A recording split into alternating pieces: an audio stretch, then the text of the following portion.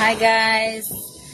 happy Deepavali. মোৰ ফালৰ পৰা সকলোলৈকে দীপাৱলীৰ বহুত শুভেচ্ছা থাকিল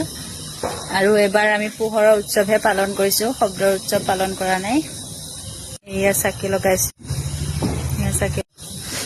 আৰু এয়া পদুলিটো চাকি লগাইছো এয়া ল'ৰা-ছোৱালী বিলাকৰ ইমান উৎপাত আছে এয়া চাৰিআলিখনৰ ওচৰতে আৰু শব্দৰ উৎসৱ পালন কৰিম যোনদিনাখন আমাৰ প্ৰাণৰ শিল্পী মৰমৰ শিল্পী জুবিন দাই ন্যায় পাব সেইদিনাখনহে আমি শব্দৰ উৎসৱ পালন কৰিম আৰু মানে শব্দৰ উৎসৱ পালন কৰিম কিন্তু তথাপিও মানে মনত শান্তি নালাগিব কাৰণ মৰমৰ শিল্পীজন আমাৰ মাজৰ পৰা গুচি গলেই আৰু কেতিয়াও মানে উভতি নাহে কালপিত কেইটাই যদিও শাস্তি পায় মানে ফাঁসি হয় তথাপিও মানে